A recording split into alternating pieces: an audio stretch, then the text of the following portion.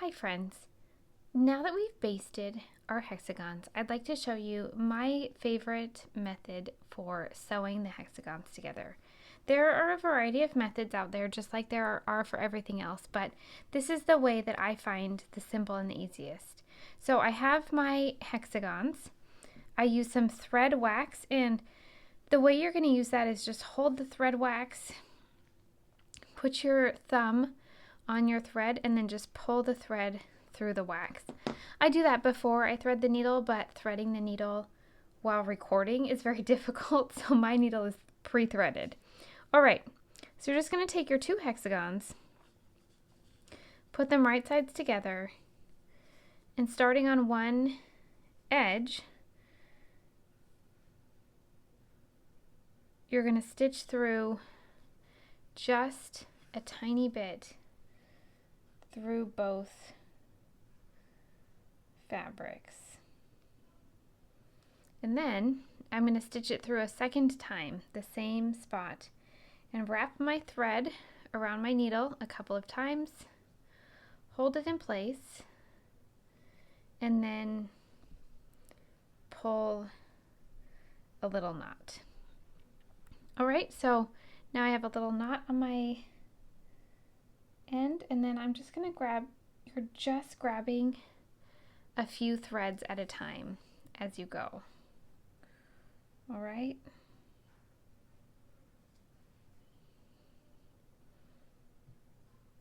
I like to double my thread so that I tied it in a knot. So just make sure you're pulling both of those evenly. If you feel more comfortable with a single thread, that is definitely an equally good option. I honestly don't know if there's a better way. I've just always doubled my thread.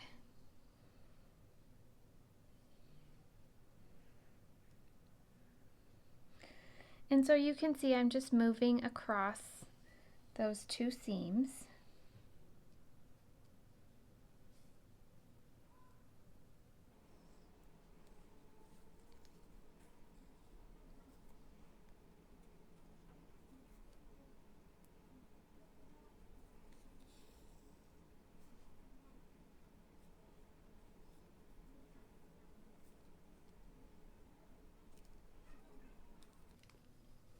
My thread is getting caught.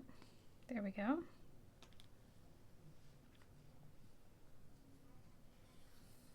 Okay.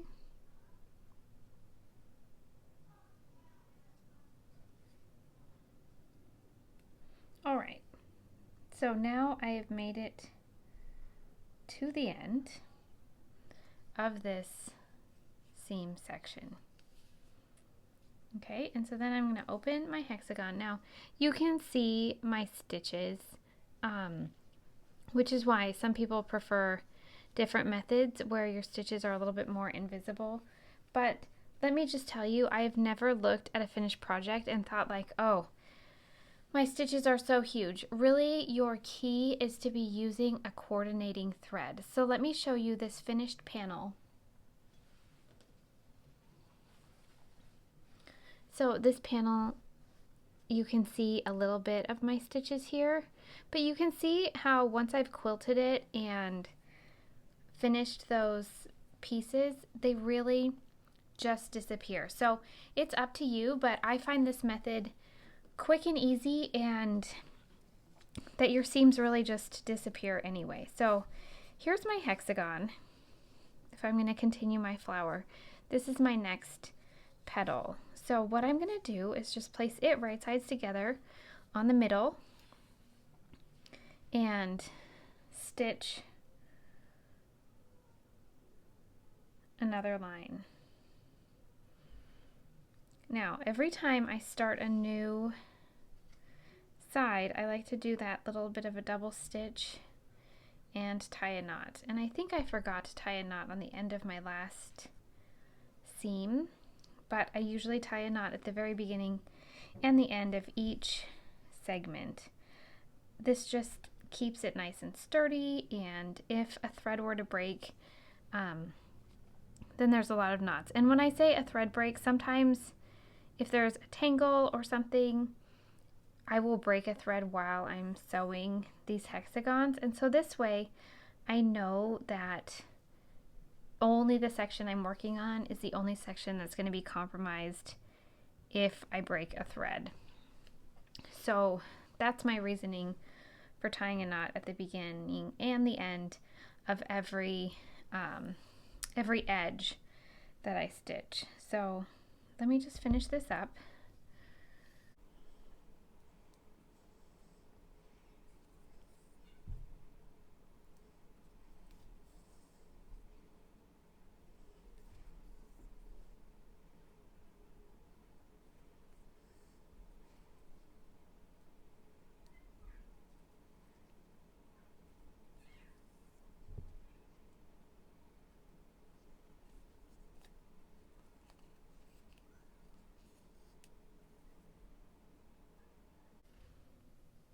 Okay, and here I'm going to tie a knot at the end of my 1-inch segment and pull it nice and tight now. Alright, so after you tie that knot, we're going to open it up, and then you have this piece right here that needs to get sewn next. You could continue adding your petals around. There's really no best way to add on to a hexagon because the 6 sides just leaves openings. So let's imagine that we're not going to sew this next one here or here. What I like to do is after I've tied my knot, I'll just take one big stitch in my piece. It doesn't matter which one. And then move on to the next seam I'm going to sew. I feel like this is less thread tail than if I were to cut this off here and then add another one. So I just take a giant stitch and then I will just fold this gently so that I can sew the next seam. But another option is the flat back stitch. So I'm going to show you that really quick, but let me tie my knot here.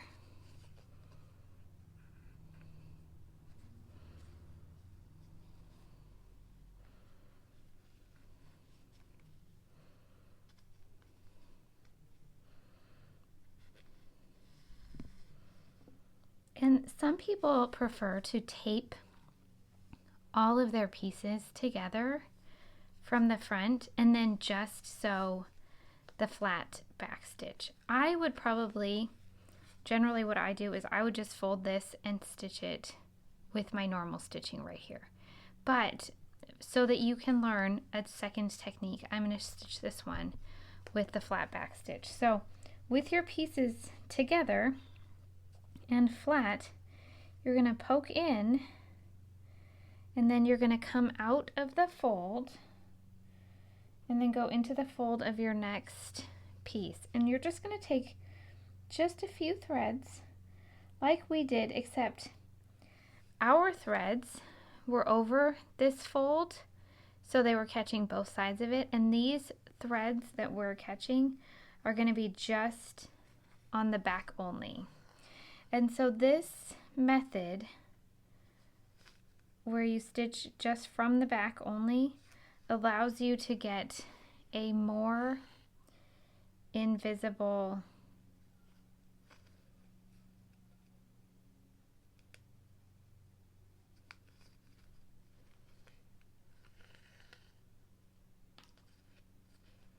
all the threads on the back always get tangled up for me.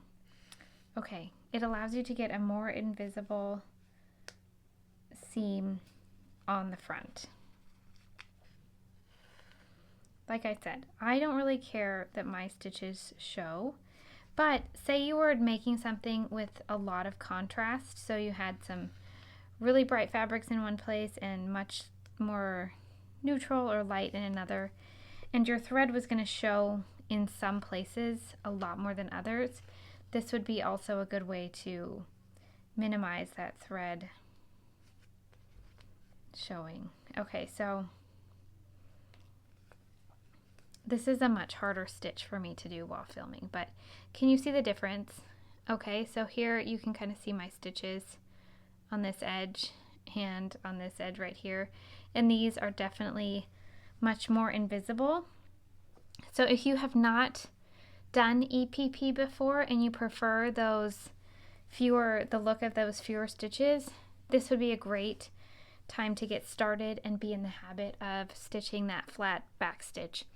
If you don't mind that your stitches show, like I don't mind, the other method is probably a little quicker and easier.